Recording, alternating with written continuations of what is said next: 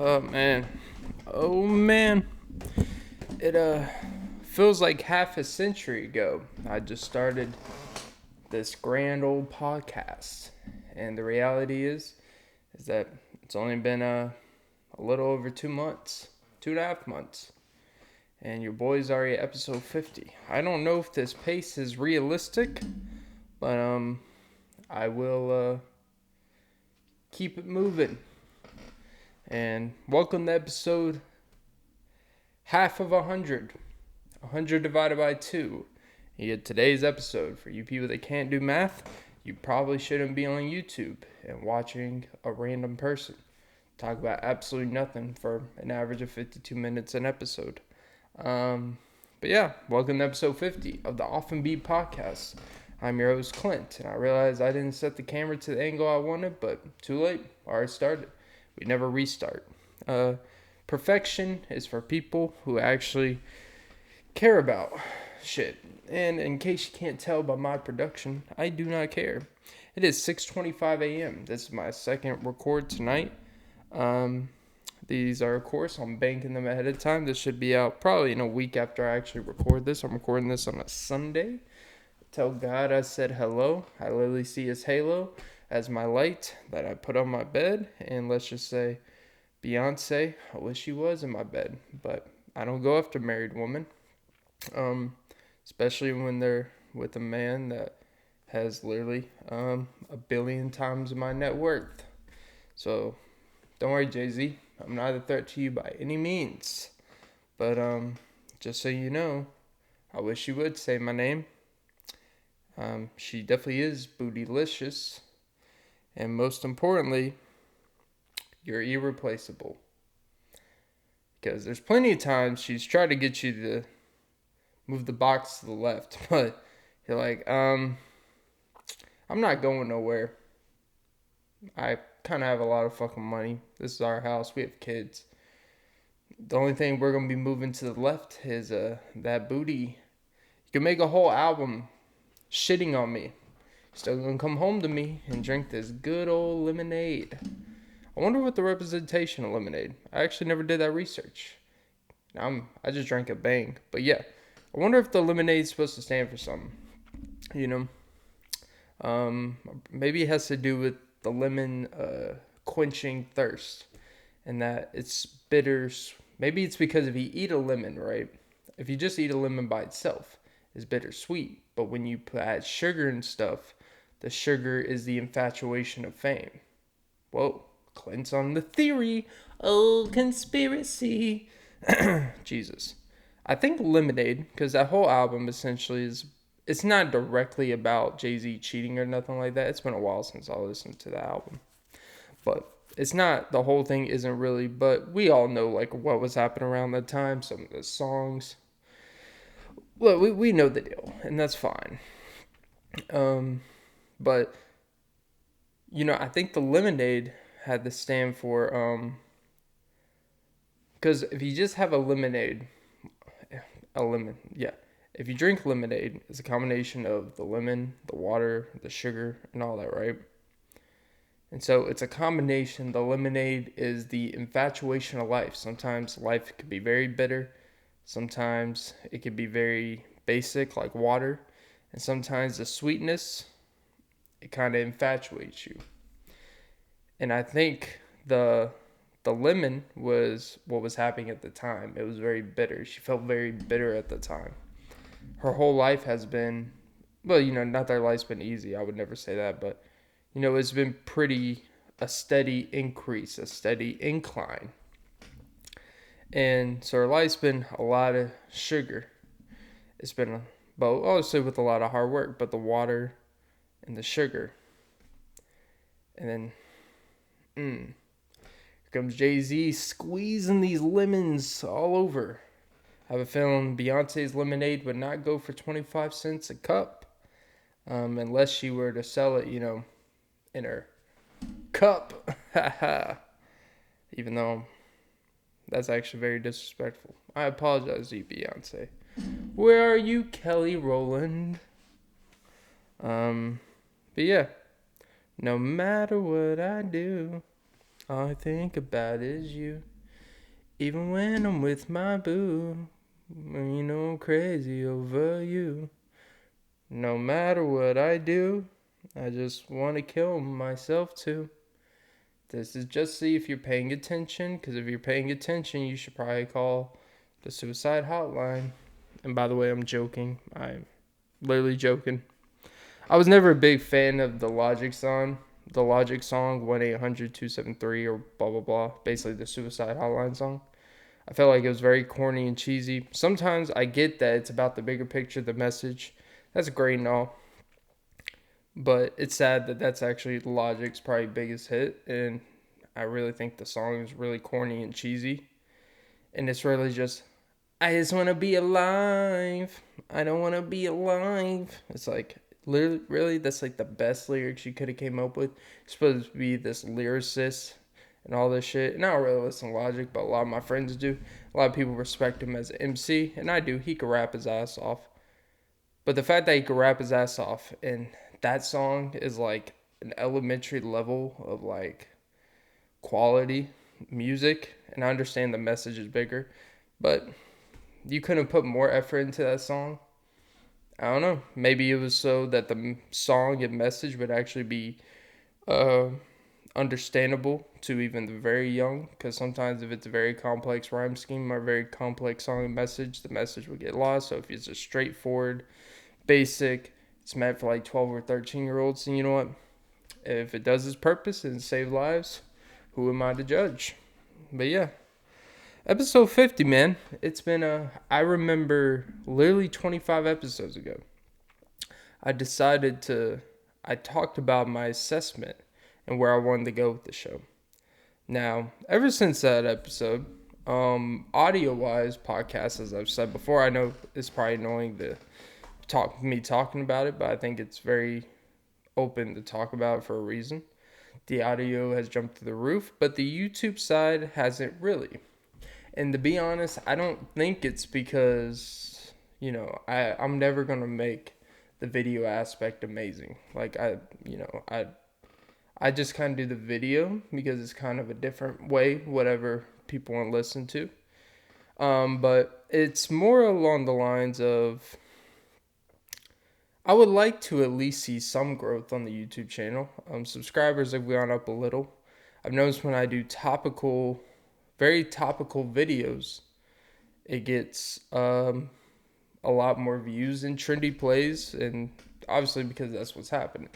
But most of the time, I don't want to make a trendy topical show because then I'm going to be always relied on to do trendy topical stuff when the show becomes a top 28 podcast in the US.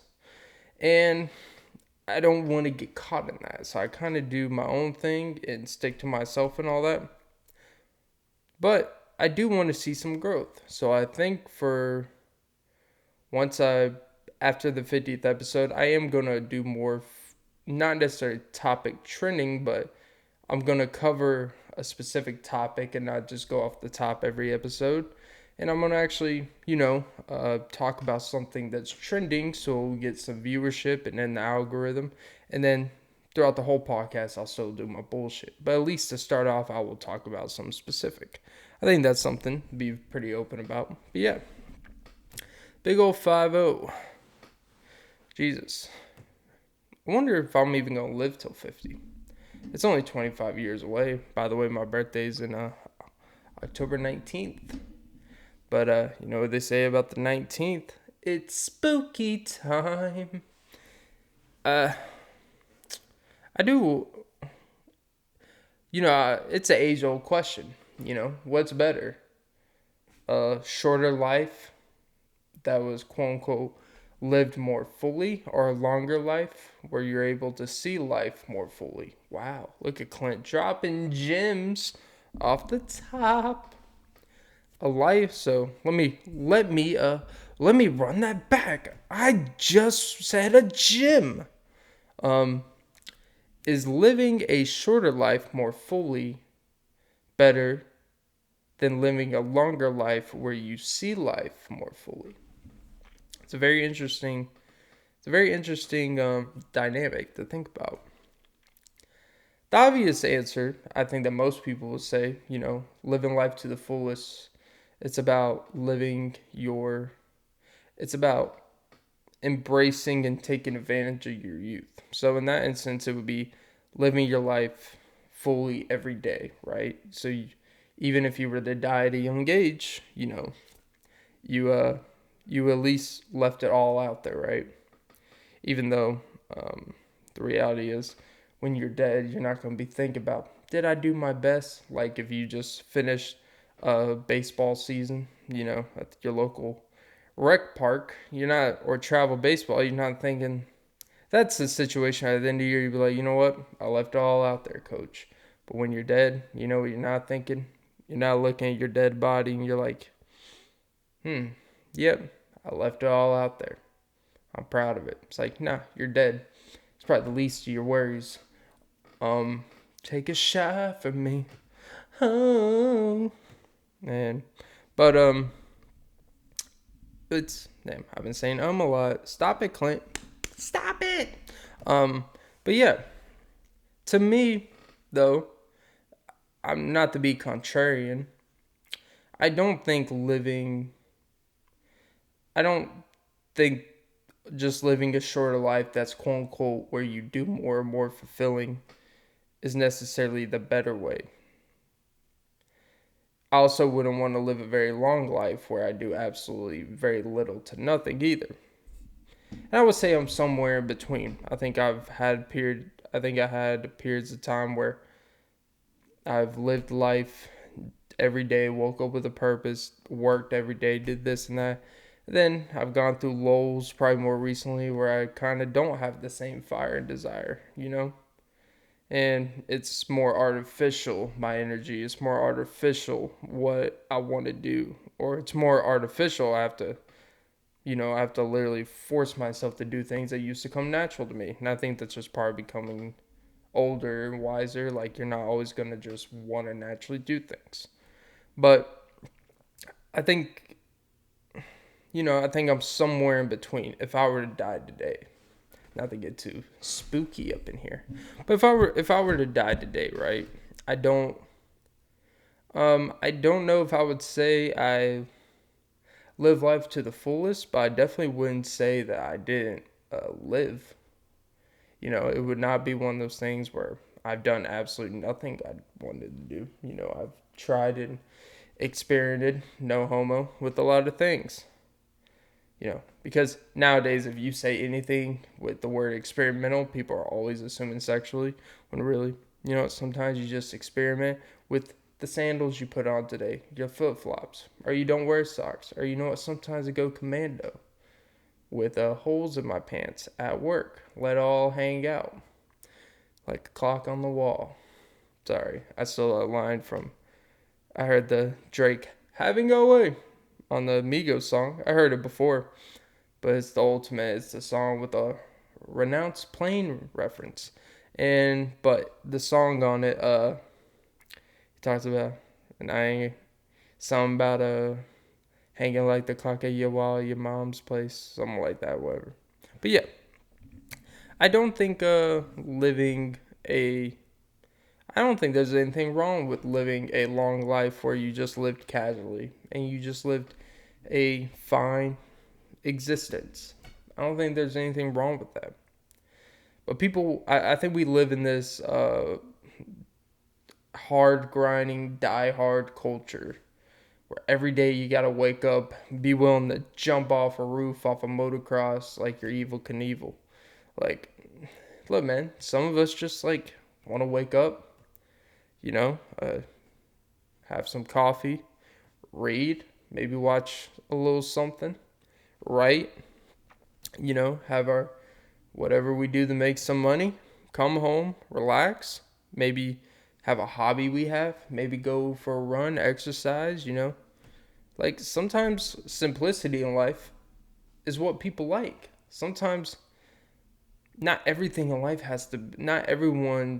idea of living a full life is this, we got to go to all these places, we got to do all these different things. Some people just like want to chill. And I think I think having that balance in society is very important. Not to get too generalization here or macro, but yeah, I don't, like when I hear young people my age, right? Like there's this one person, I'm not going to say their name, but he would always say, well, if I die, like he would drive completely dumb, not care. Like I'm not talking about just someone who would drive and consider dumb. Like this dude was just pulling the parking lots, busy parking lots, in very compromising areas where people park and stuff. And dude would just fly through, not stop, not even go with considerable speed, just pull around. Not pay attention, be reckless. Anyone come out, not even stop at a stop sign and consistent traffic. Like, wouldn't even pay attention if there was a kid going across, wherever. He's like, you know what? Life's too short to worry about that stuff. It's like, oh, is life too short when you're in jail for 30 years and don't even decide when you get to kill yourself? Because you ran over a family, because you were, you know, going 50 behind a building where there's speed bumps, and you were probably drinking a little and maybe high, and you killed a family. But you know what? Well, whatever happens, I can't do nothing about it. It's like, yeah, you literally could have prevented that, but whatever. Not the point. But, his mindset was, well, if I die, I die, right? And I get that. I've said that shit before. But I've also noticed when I would say that would be at times where I was maybe not going through greater parts of my life, right? Like, well, you know what? I'm not going to go out here and just be reckless, but if something does happen, I'm not going to stop it. And knowing his situation, he was definitely in one of those positions where he was probably very depressed. He was drinking a lot. He smokes. Well, no, he does a lot of different type of shit. That's all I'll leave it at. I'm not going to give out his personal business. Anonymity. But,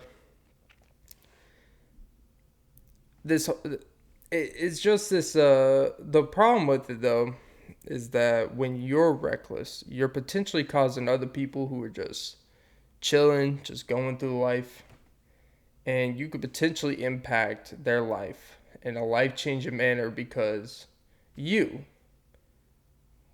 weren't considering certain things outside of yourself. And it's really hard to think outside of yourself when you don't think about anything but yourself, when you're in a very bad place personally.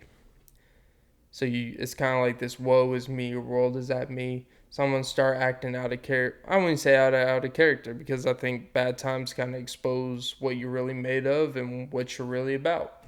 That doesn't mean you can't act out of character when bad things or happen to you, because it sure has happened for me.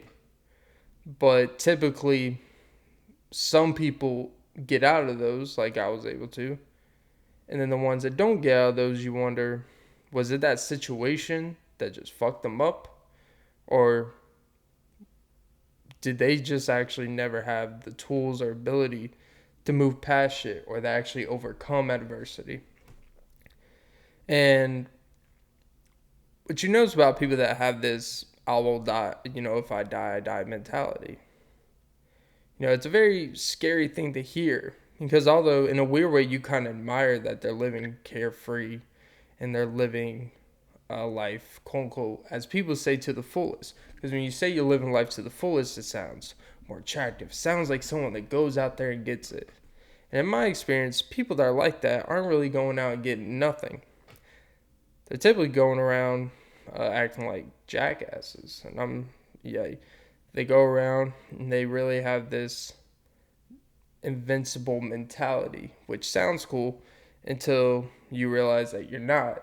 And then you set yourself back up because you may have caused a serious injury, like drinking and driving, and you get sideswiped by a blue Tahoe. And let me tell you, that is not gonna Tahoe to the tow service. That was a really bad pun. Wow. One of my worst ones I've done in the past 7 episodes. All up here. But I'm talking about a serious matter here, Clint. Get in the game.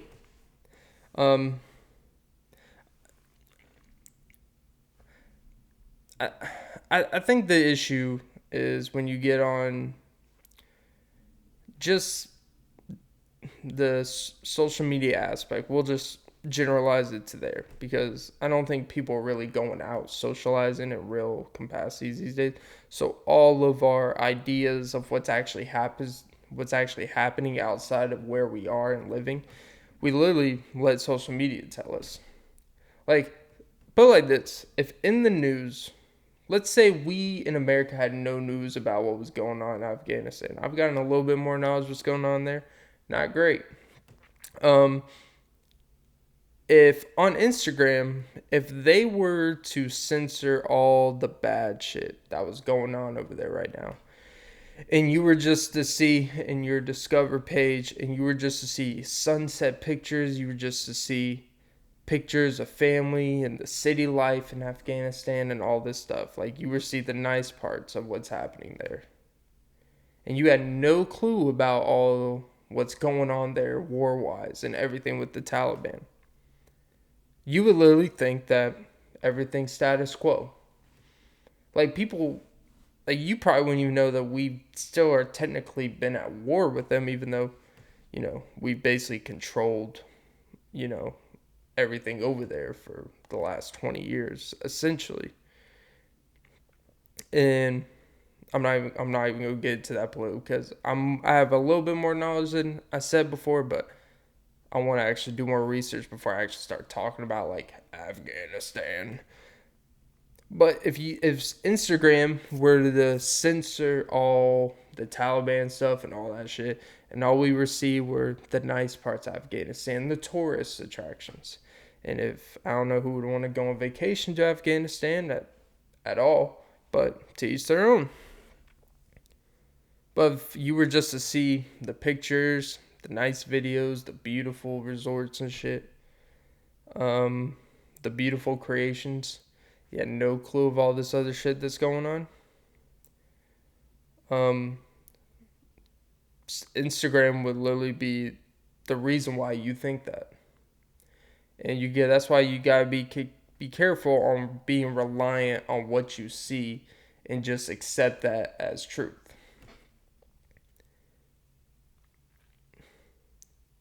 I forgot where I was going with that point. I had a really good fucking point and I fucked it up. Oh, buddy. Um, I would just say, oh yeah, living life, quote unquote, to the fullest. That quote. Um, you gotta be careful when people put up hashtag quotes about stuff. In my experience, again, this is a personal experience. I'm not saying this is fact. I'm not one of those TikTokers that say, oh, if they are doing this, if they post this pictures, if they're always doing these type of selfies, they are narcissistic, they are bad partners, and they are toxic, and they will murder you, and they will decapitate your dog. It is proven fact. And if they were born between the months of February and October, oh, they are bad news. You cannot marry them. It's like, oh, really? You covered 8 months? Wow. You really covered yourself some ground there on your quote unquote specific, Jesus Christ, specificity, basically fucking specific. Whatever you want to add, the adjective, the pronoun, whatever the fuck you want to add, the predicate, whatever. Go fuck yourself, Clint. Anyways, the fucking point is, that really pissed me off. I hate when I can't speak the words I've spoken thousands of times before. I've said that word right before, but I can't say it. Jesus. Oh. What? You gotta be... But typically my experience with people that are typically overt with the constant self-help quotes, the self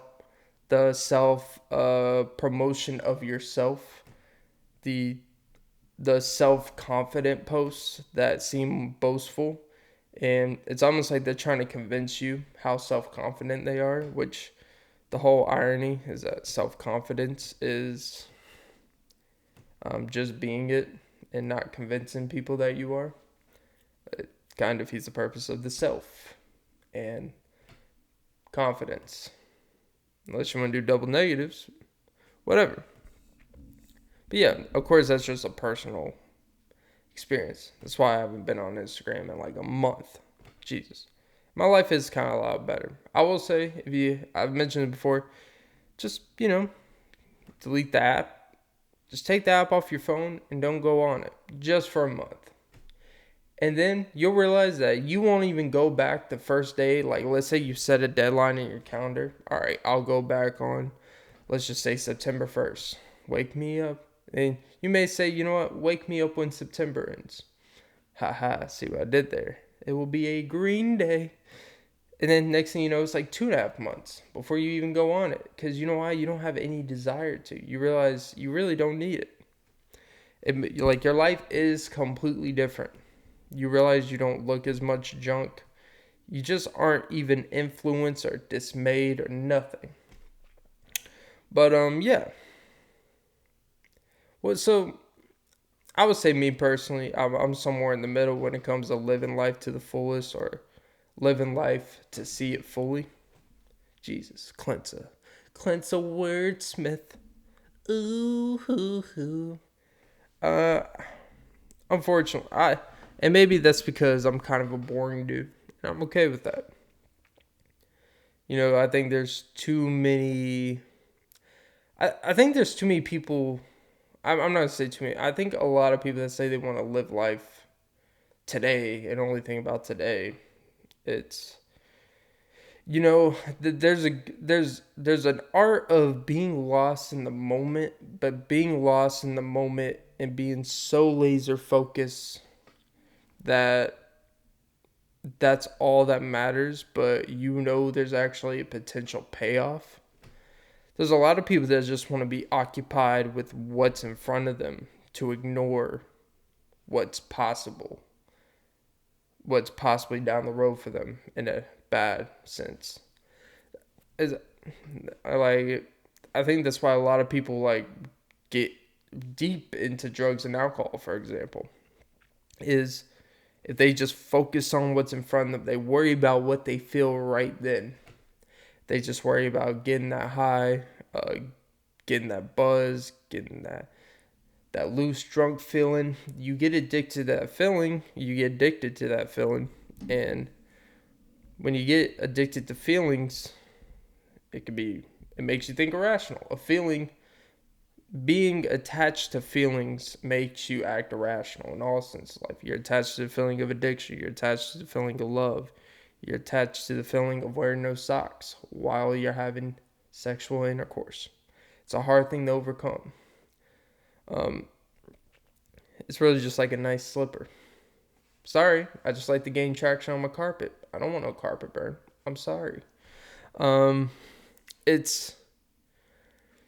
You gotta really, again, this is personal experience. I'm not advocating with people what you should think. What I am saying, though, is being addicted to temporary things like drugs and alcohol and stuff because you just want to feel something in that moment because you're afraid to actually feel nothing, in a sense. I think people are so scared to just feel normal. I really do. I know how dumb that sounds. I think people are so scared to feel like people feel like you either got to feel great or you got to feel like complete shit to know if you are actually living a life. But then when you feel like complete shit, then you can't handle it. A lot of people. Like, people really struggle when they're just have this consistent median, right? And like once in a while you have a high, once in a while you have a low. But most of the time you're somewhere here in the middle. You're stoic. And that stoicism will help you so much in so many other aspects. People that wide range all over the map and what they feel because of one little thing fucks up their day type of shit. Like, those people, man, they are stressful. I am one of those people. Actually, not entirely. I used to be when I was younger, but now I'm completely opposite. But it's something you do have to train yourself to kind of be. Jesus. I told myself I wouldn't do this shit. Try to be like some philosopher and virtuous. I'm not virtuous. I am a person, I feel like I can relate and help people with things that people just talk about the basic shit. People don't actually like talk about um the aspects of why thinking certain things are important. Why is it important to think outside of just what you know? Here's the thing about like knowledge that people want to talk about. People always want to put research behind every little single one of their points because, or one of your points, because if there's not quote unquote research behind one of your points, for some reason it completely is invalidated when all you're talking about is personal experience with situations that apply specifically. We're not talking about molecules, we're not talking about biology, we're not talking about freaking studies. We're talking about our experiences with human behavior. That's why, even though I'm very annoyed by quote unquote armchair experts on psychology, because it seems like every 4 podcasts it is just people pretending to be more knowledgeable than the person they're talking about codependency, human behavior. Well, the reason why you feel like you always gotta be an alpha female is because your dad was an alcoholic. It's like, it's not that deep. Even if it is true, not every little thing you do is associated because your dad was an alcoholic. I'm sorry. I'm sure it has some great impact in your life for good and sometimes probably for negative. It probably does hurt your relationship with men. I get that. And for someone who, has, issues with their mother, like if a son has issues with their mother, of course it's going to affect how you deal with women, especially when you see women that have similar issues with your mother and you feel like you got to manage that same way. When in reality, people, when you're a grown ass adult, you shouldn't have to babysit another fucking adult. But that's neither here nor there. But as much as that shit fucking annoys me, there is a value in having that out there for people to have a more relatable person that an audience member will listen to. Because let me tell you, like, if I'm on YouTube or anything, as weird as this may sound, if I come across a video of Lori Gottlieb, who's like some behavior expert, she's going to be way more knowledgeable than some comedian. But I'm probably not going to listen to her for 50 minutes talk about why my character flaws suck. But if I listen to a comedian who talks about her experience with it or his experience with whatever similar trait it is, and they're interviewing someone, they're making jokes and laughter of it, there's a relatable aspect to it. And maybe you're not like learning it, writing it down, taking notes, because what are you going to take notes for? Like, all right, what are you going to do? Take notes, study it, and then next time a situation comes up, apply it? No. No one sits here and writes down notes of how to take care of themselves better. We just don't, okay?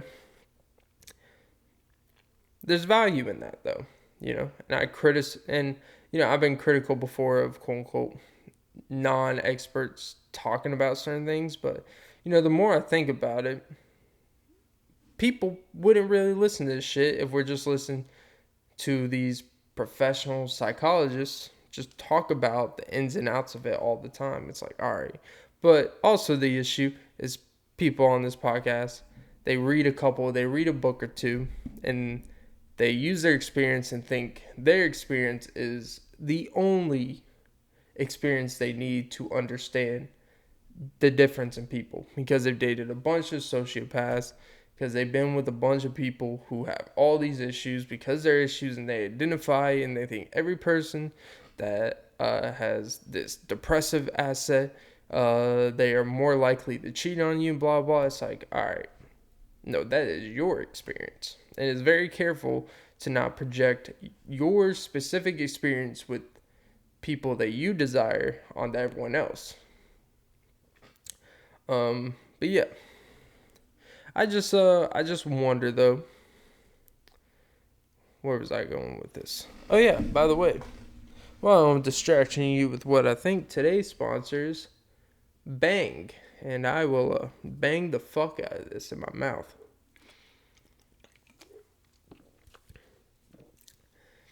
I guess you could say nothing better after a good bang than some sour head. Talk about a tongue twister.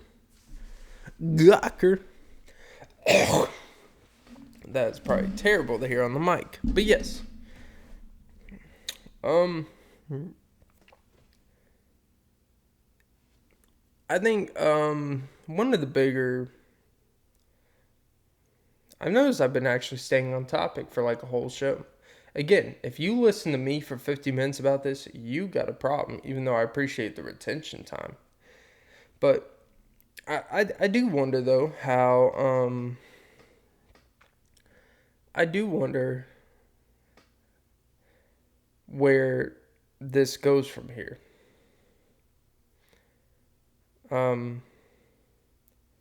I do wonder where it goes from here in terms of what do people really value when it comes to this type of stuff. I really don't think people value as much stuff as we say we do. And I think a lot of people, they're afraid to admit that if they don't have as many values or morals as other people, that they're all of a sudden like this lesser person. And I'm not gonna lie, I've in the past, I've judged people heavily who I feel have lesser values than even I, or lesser morals. When sometimes people, and I've assessed this myself, right?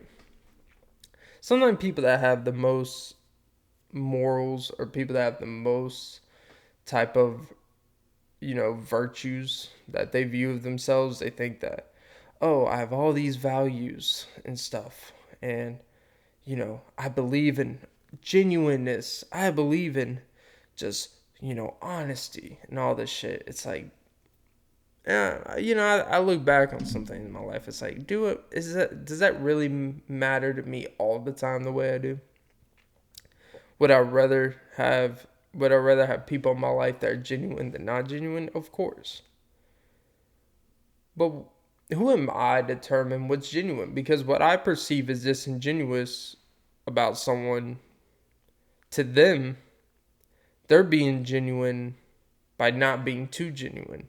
Because to some people in their life experience, being too genuine has hurt them.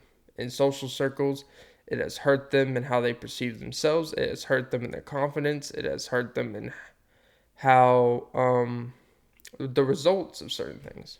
Being genuine, it sounds great. It sounds be unapologetically yourself. That sounds great until you're not accepted for being unapologetically yourself. I would never advocate to do things to be formally accepted. But the reality is we all kind of have to do things and maneuver. We have to adjust aspects of ourselves to be accepted in some aspect. Because I would say about 98% of us, if we were truly, if we just truly said what was on our mind all the time. You know how dumb we would fucking sound? What if you what if you just thought something and literally never thought about it for a second before you said it? Every single time. Every single time. You know how much of a fucking idiot you sound? I sound like a fucking idiot. And I only think about my shit 80% of the time.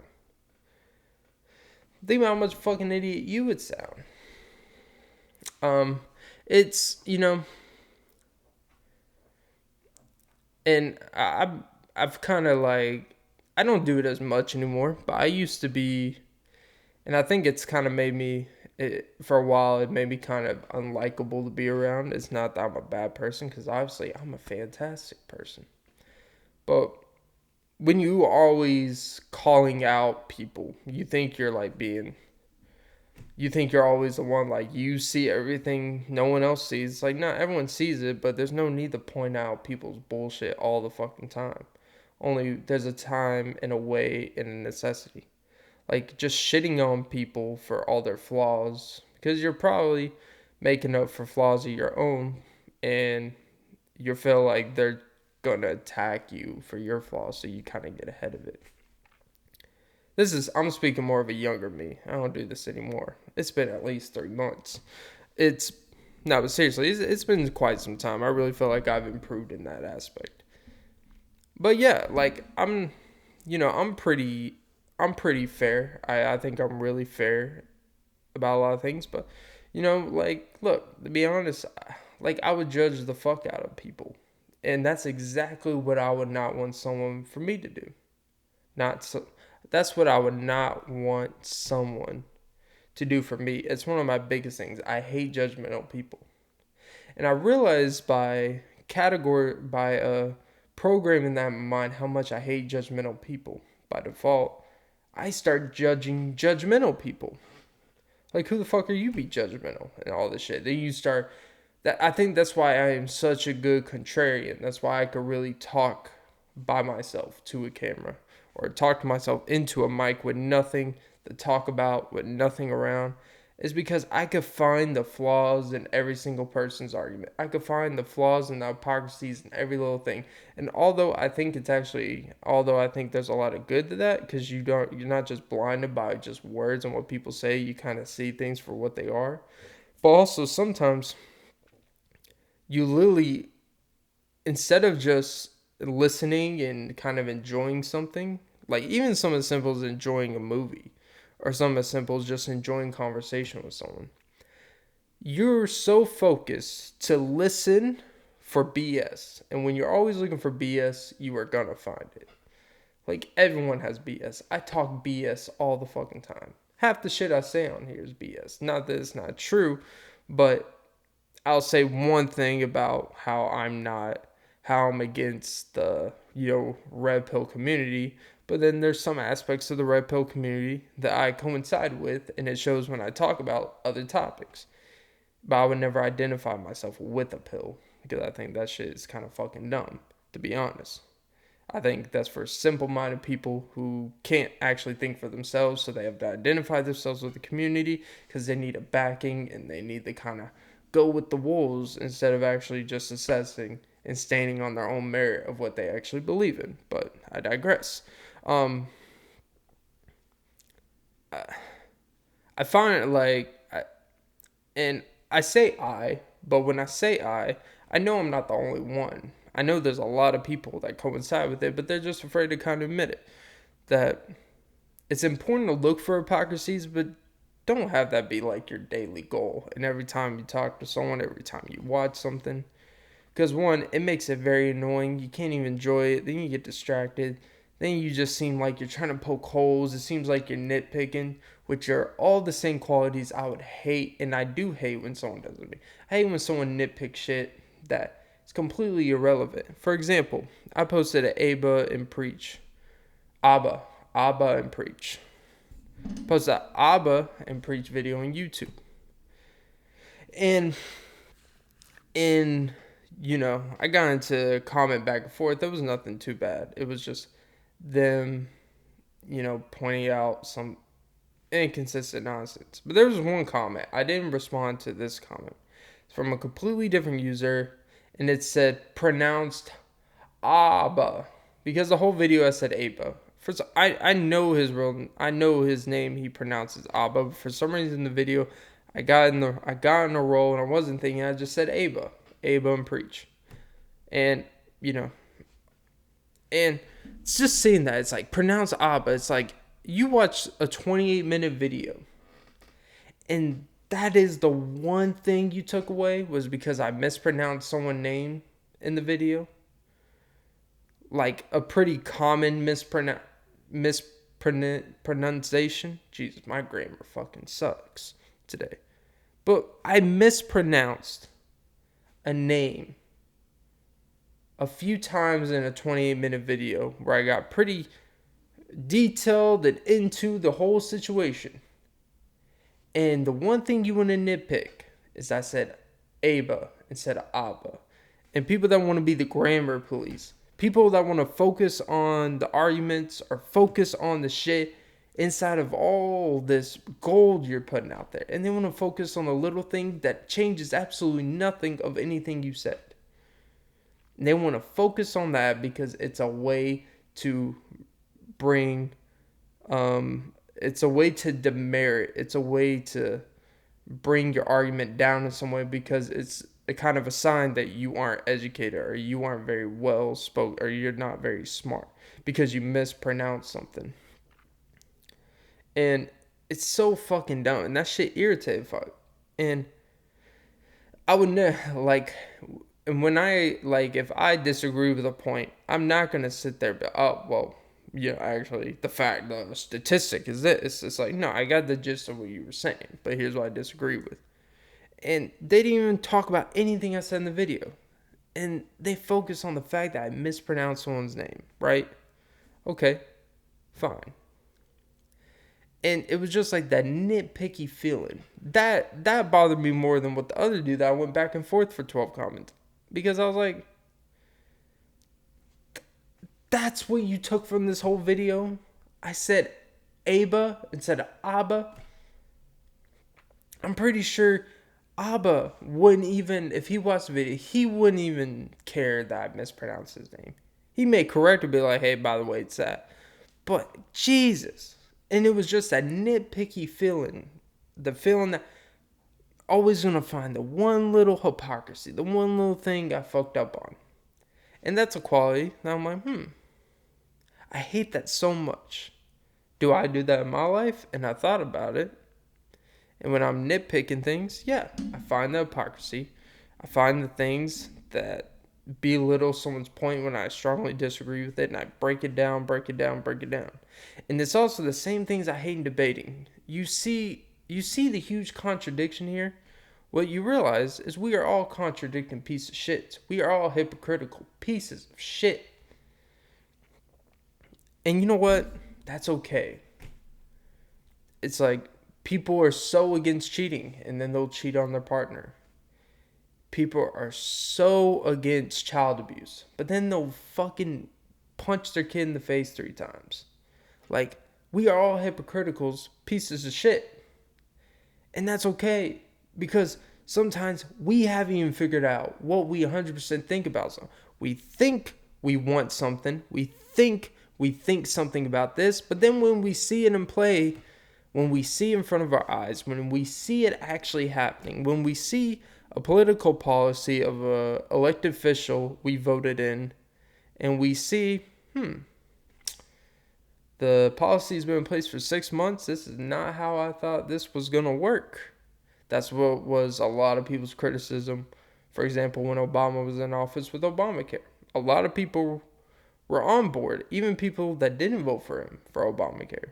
Then when it went into place, a lot of people were like, man, this is not great. Forcing people that can't really afford health insurance to basically force them to have health insurance. It's a very dangerous slope. It was well intentioned, but a lot of people didn't really like it. Even the strongest of Obama supporters weren't for that.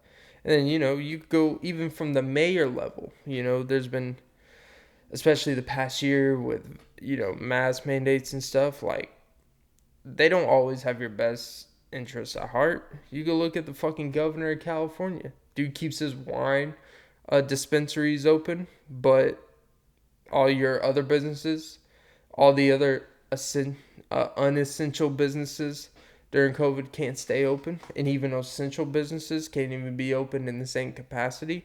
But apparently your wine business, so people could come do wine tastings, is quote-unquote essential. Neither here nor there. That's been abused anywhere across all platforms, so, I'm just kind of repeating some shit there. But he's a hypocrite, and we're all hypocrites. Reality is, we are all just into self-interest. And that's okay. Because you know what? It's very unrealistic to hold people to a standard that you don't even hold to yourself to, even to the best of your ability. It's not even that you don't succeed at the standard you hold yourself. You don't even try to hold yourself to the standard because you know better. And I've mentioned it before, like, it's funny how the people that have the highest standards for people and the highest expectations for people are the people who have had very low are absolutely none for themselves. Because they feel in order to make up for their lack of even willing to try for themselves, you are their ticket out. You are their scapegoat. You are the reason, you know, you are the reason for whatever their downfall is. I don't know. There's always some type of excuse and burden placed on people who actually want to try something. It's a weird thing, man. And it's like I'll make this last point and then I'll wrap it up. Last two pods, including this one, just a side note. I didn't have any idea what I was going to talk into, and typically when I don't, that typically goes off the rails, and those are fun to do because it's just me powering through. But I like it when I'm talking and I think I'm going off the rails and I come across a subject that I end up talking about, then I actually have a genuine, nice thought process to it. It's crazy what a couple Bang energy drinks can do to a young man.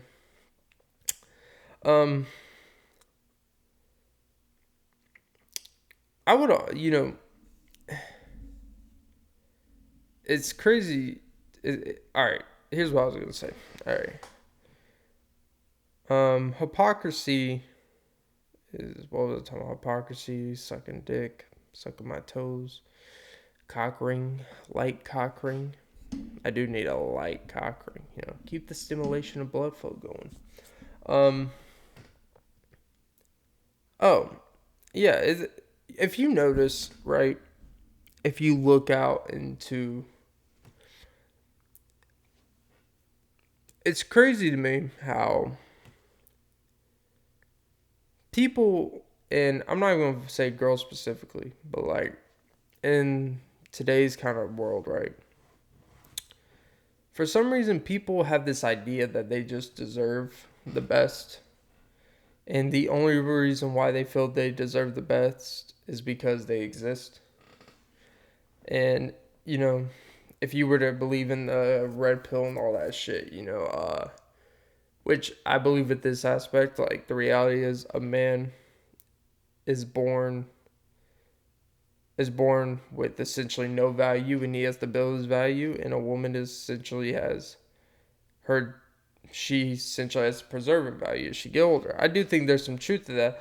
I also think economics and class matters a lot more than just being a man or woman in society, to be honest. And I think that has a lot more to do with your jumpstart uncle being a type of success, right? I think that has more of an effect and more of a impact and more of a way of how someone thinks more than just being a man or a woman. Typically people that are in higher income and high class, it typically continues in the family because it's simply a passing on. They stress the importance of education and they go to school, education, blah, blah, blah. They pay for school. It's a cycle. You get a degree. You're going to have better opportunities. And it's okay if you don't go to college route, but just know you're probably going to have to work harder. You are going to have to do unconventional things to achieve that type of money. You are going to have to find a field that you are an expert, or you have to learn a skill, or you're going to have to be some type of person that sells what you do or your product to make money. And that's just a reality. That's economics. I think class has more to do with the upbringing and how someone perceives himself. But the reality is, anyways, that was a side. That was a little tangent. It is weird to me though how people just feel people feel being associated with having standards is an automatic association that people look at you with more value. For example, what I mean by that is if I'm a guy, right, and I say, you know what, starting today, you know what, I'm just going to start having standards. I want a girl to be 5'9". She has to be able to do this.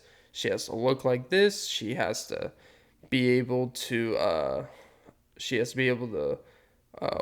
dress a certain way. She has to be able to wear makeup a certain way. She has to look the part of what I want, right? I have these lists of things that she has to be. She has to be at least this type of education. She has to be able to. I'm going to sound like stereotypical misogynist when I say this, but I'm saying this for an example to bring the point further. She has to be able to cook 4 or 5 star type of meals. She has to be able to she has to be able to have a cleaning expertise. She has to be able to nurture. She has to be able to have kids. She has to be able to, she has to want 4 or 5 kids in the next 10 years because that's how many kids I want. She has to, she has to be a specific type of submission, blah, blah, blah. Name whatever specific checklist. But if I were to demand that, but I can't even provide a $200,000 house, but I'm going to demand all these things. Sounds a little unrealistic, don't you think? It sounds a little like if you were going to demand all that stuff, but you don't even bring 25% of that value of what it would take to have that lifestyle and live reasonably, to have enough place to nurture that many kids, to live in an area to have those kids prosper and actually be able to afford that many kids. And realistically, to be honest, to find a woman that would submit to you in a sense in that, because trust me, it's going to take more than you both believe in God to get a woman to be down having 5 kids with you as a plan when you're barely making enough to support a family of 3.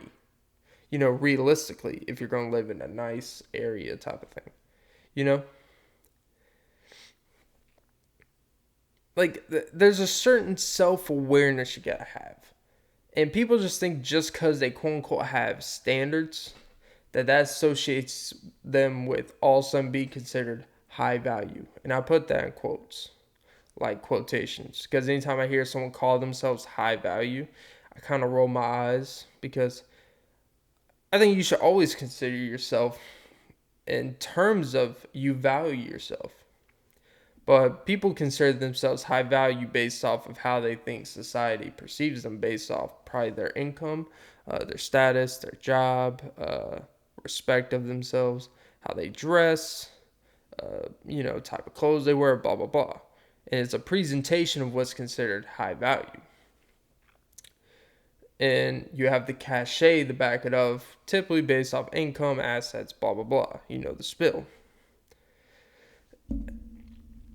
And there's a lot of value to that. Like, I believe in the idea that high value and all this shit, right? Like, I'm not, obviously it exists. It wouldn't exist if it didn't exist.